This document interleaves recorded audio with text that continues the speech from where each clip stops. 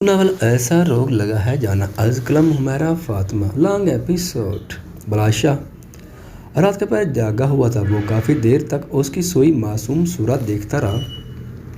کیا میں غلط ہوں؟ ہاں میں غلط ہوں۔ تو کیوں کی مجھ سے شادی؟ کہا تھا میں نے ڈیڈ سے نہیں نبھا سکتا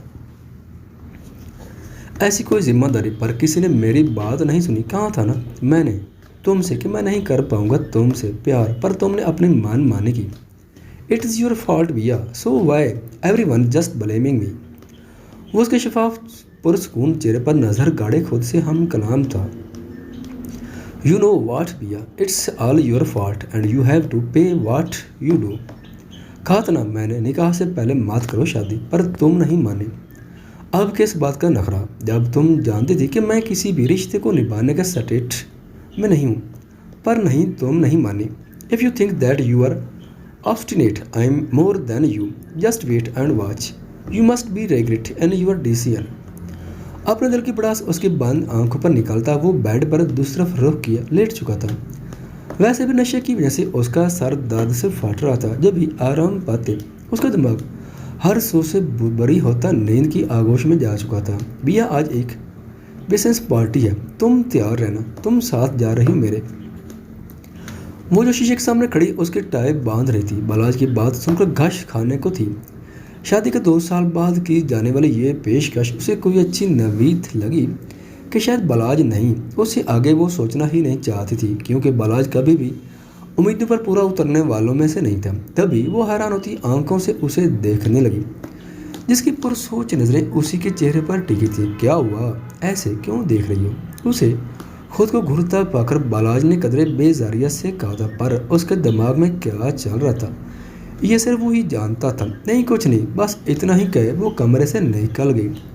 آج تمہیں تمہاری اوقات کا پتہ چل جائے گا مسز بلاج شاہ۔ بلاج کے چہرے پر چھائی مخصوص مسکراہٹ کسی اچھے کی امید ہرگز نہیں دے رہی تھی۔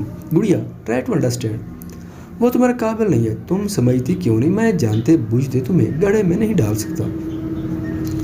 آدر اسے کب سے سمجھا رہا تھا، جو ماننے کے لیے تیار ہی نہیں تھی۔ جب ہی چنچلائے ہوئے بولا، دا جان میں بلاج سے بہت پیار کرتی ہوں، میں اس کے بغیر نہیں رہ سکتی۔ اس کی بے بسی سے بھرپور آواز پر آزر نے افسوس سے اسے دیکھا۔ نہ چاہتے ہوئے بھی آزر کو اپنا آپ بے بس ہوتا محسوس ہوا۔ وہ کہاں دیکھ سکتا تھا اس کی آنکھوں میں اتنا دکھ، جس کی خوشی کی خاطر وہ اپنا آپ قربان کرتا آیا تھا۔ بیا کی خواہشات پوری کرنے کی خاطر اس نے بہت سی پریشانیاں برداشت کی تھیں، پر بیا کو کبھی احساس نہیں ہونے دیا تھا کہ اس کا باپ نہیں یا وہ یتیم ہے۔ پر آج بہن کی حالت اسے تکلیف دے رہی تھی۔ وہ چاہ کر بھی اس کی تکلیف دور نہیں کر پا رہا تھا۔ وہ جو مانگ رہی تھی وہ کوئی مارکیٹ میں پڑا شوکیس پیس نہیں تھا، بلکہ جیتا جاگتا انسان تھا۔ پر اس نے سوچ لیا تھا ایک بار صحیح بلاج سے بھیک ہی کیوں نہ مانگنی پڑے، وہ اپنی بہن کو اذیت سے نکالنے کی کوشش ضرور کرے گا۔ چندہ خیال رکھنا اپنا۔ اس کے نازک ہاتھوں کو چومتے اس نے محبت سے اس کی نم آنکھیں انگلیوں کی پوروں سے صاف کی تھی۔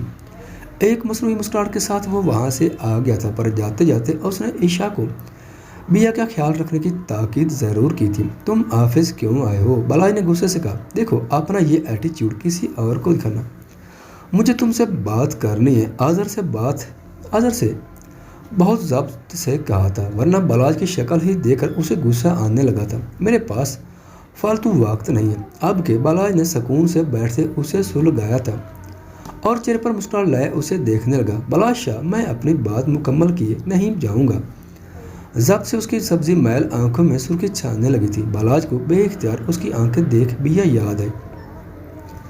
دل کے کسی کونے میں اعتراف ہوا تھا کہ دونوں بھائی بہن کی آنکھیں بہت پیاری ہیں۔ اس کی حالت سے محظوظ ہوتے بلاج نے سیکرٹری کو جانے کا اشارہ کیا تھا۔ بولو 10 منٹ سے تمہارے پاس۔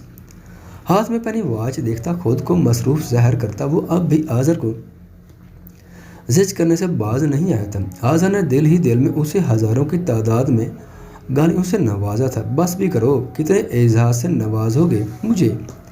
دل بھی شرم سے پانی پانی ہو رہا ہوگا۔ اسے چپ دیکھ بلاج کی لفظی کارروائی جاری تھی۔ کافی دیر خاموشی کے بعد جب وہ بولا تو اس کے پہلے جملے نے ہی بلاج کا غصہ سوا نیزے پر پہنچا دیا تھا۔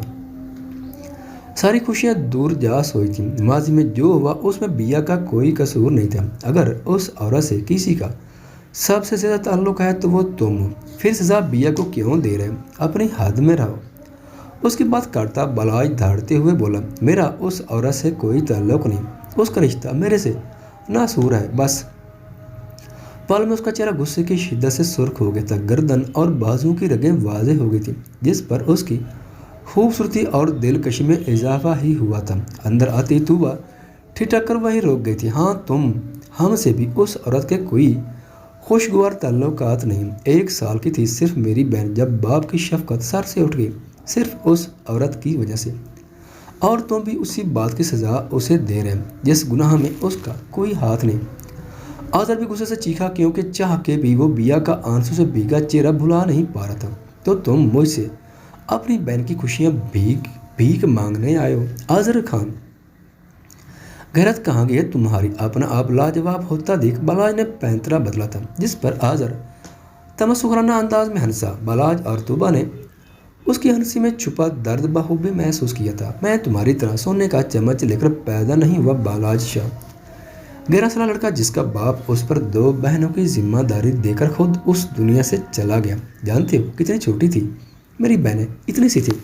میری عشا صرف 4 سال کی تھی اور بیا، وہ بھی اختیار مسکرایا، میری ڈول شی جسٹ 1 ایئر اولڈ۔ میری کل کائنات ان کی چھوٹی چھوٹی خواہشات پورا کرتے میں نے اپنی غیرت واقعی ختم کر دی۔ اوور ٹائم بھی کام کرنے کے بعد جب بیا کچھ مانگتی اور میں اسے کچھ نہیں دے پاتا تھا، نہ تو میرا دل کرتا تھا کہ میں خود کو ختم کر لوں۔ جو اپنی بہن کی خواہش تک پوری نہیں کر سکتا، جس غیرت کی تم بات کر رہے ہو وہ اس بھائی کے اندر نہیں ہے۔ میں اپنی بہن کی خوشیوں کی خاطر کچھ بھی کر سکتا ہوں، اور اب اگر میں نے اس کی آنکھیں تمہاری وجہ سے بھیگی ہوئی دیکھی تو یہ وعدہ ہے اس بھائی کا، میں اس کی ہر ضد کے باوجود تم سے دور کر دوں گا۔ میں نے اسے شہزادیوں کی طرح اس لیے نہیں رکھا کہ کوئی بھی ظالم جن اسے اپنے پنجرے میں قید کر لے۔ بلاج کافی دیر ساکت کھڑا اسے دیکھ رہا جو بامشکل اپنے آنسو روکے ہوا تھا۔ بنا کچھ کہے اور کچھ سنے آذر کے قدم باہر کی طرف بڑھ گئے تھے۔ ڈور اوپن کرتے ہی اس کی نظر سامنے کھڑی نم آنکھوں والی لڑکی پر پڑی جسے وہ نظر انداز کرتا آگے بڑھ گیا، پر توبہ کی نظروں سے بلڈنگ سے نکلنے تک اس شاعر شخص کا پیچھا گیا۔ پھر سر جھٹکتے وہ آفس میں داخل ہوئی تھی۔